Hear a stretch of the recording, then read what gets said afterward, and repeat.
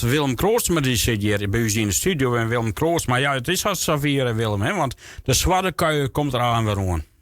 Klopt, die hebben we begin juli. De eerste sneeuw of zaterdag is dat weer in de Waardenzee. Zaterdag van juli. Ja, de tar is weer in volle gang.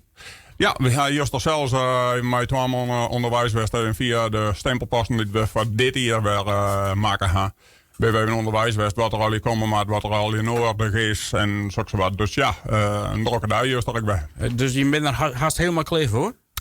Er binnen wel wat dingetjes wat even gebeuren, maar ik maak nog sowieso even een stukje tot longen even mij in. Dat ik zeg van ja, dan is dat ik weer klaar, maar de boer maakt daar even mee. Dus maar de meeste dingen ben wel aardig doen. Ja. Oké, van de boer maar dus die taststemming aan, hij moet lang herinneren maar of zo. Ja, dat is al, nou ja, we hebben nu voor de 15e keer aanstaan. Nou ja, dan hebben we een periode tussenuit geweest voor de corona en zo wat. Maar wij zijn eigenlijk van het begin, hebben wij longenroutes erin. Echt bij boeren terug de stal en zo wat. Ja, daar ben wij mee begonnen. Oké, het is een hele happening dus, eigenlijk nog.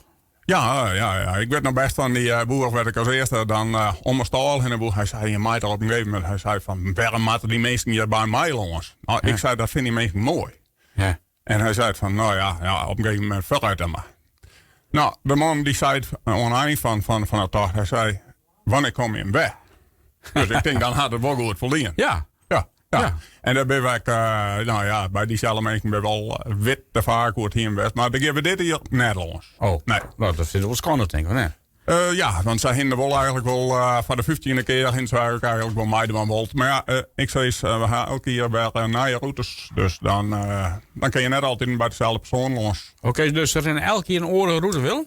Ja, elke keer ga ik draaien naar je routes. Ja, er zit wel een stukje oud in verschil, maar ja, dat hoor je toch. Ja, of je komt van de andere kant, dan ligt het natuurlijk kist ik omdraaien. Ja, klopt. Maar Willem, die maakt dus zelf de routes echt van de...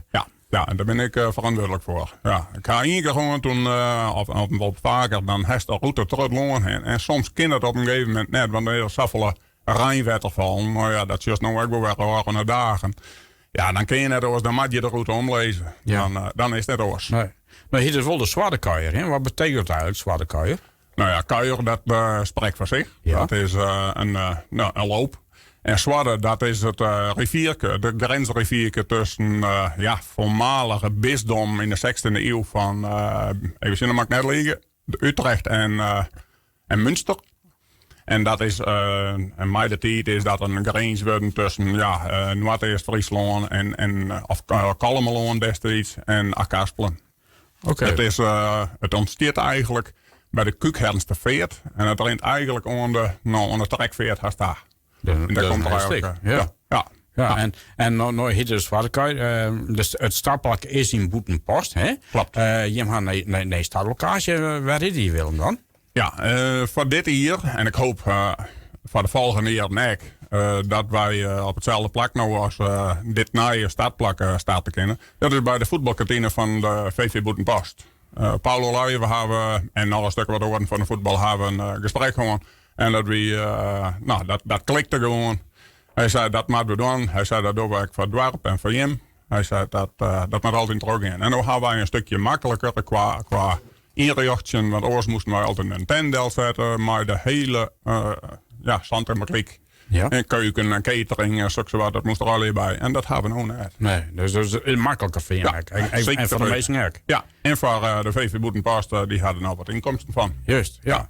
De Zwartekuier die gaat net alleen terug met de Achtkaasplant, denk ik wel. Nee, dit keer geven we zelfs terug de Dantemdiel, Noord-Eerst-Friesland en Achtkaaspelen.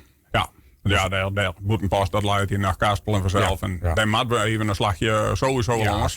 Ja, dat jet. Het is eigenlijk de Frieske waren eigenlijk, hè? Samen begin. Ja, denk ik. Ja. En je krijgt, we hebben dan ook een sponsor annex, instantie die alles testeert Noordelijke Friese Woorden. Dat is een belangrijke organisatie van boeren. En daar werken wij een hele protegeer mee. En die leidt dus ook het landschapje in. Dus een hele protegeerwerking, net alleen maar hoorinstanties. Ja. Hoeveel mensen mij er meid van? Nou, in mijn beleving is het onbeperkt. Alleen nog meestal hebben wij een goede 1000. En wij willen eigenlijk dit jaar eigenlijk meer gaan. En we zijn al eigenlijk erbij. Ja. Nou, de mensen kunnen natuurlijk ook voor inschroeven, denk ik. Ja, klopt. Waar moeten ze dan wijzen willen? Gewoon op onze website, dat is www.zwaardekuier.nl. Nou, dat is net zo moeilijk denk ik te vinden. Het begint maar nes. En dan Waardekuier erachteronder. Ja. En dan kunnen ze hun inschroeven. Maar stel voor de mensen, ben ik als mensen niet was die het waar al. Had het minder tuurlijk. Kist ik gewoon onder de stad komen? Onder de stad is het mogelijk om in te schrijven, maar voor u als organisatie is het wel mooi en praktisch dat we weten van wat komt er ongeveer. Maar het is bij ons wel al in zo, op het dag zelfs dat we er nog een hele soort inschrijven. Klopt. Okay. Ja. Nou, prima. Nou, ik wens je dan een heel natuurlijk herinners. En één keer de website wedstrijd kennen. Dat is www.zwaardekuier.nl. Nou, en hier ben ik tegen welkom. Nou, dank u wel, Willem.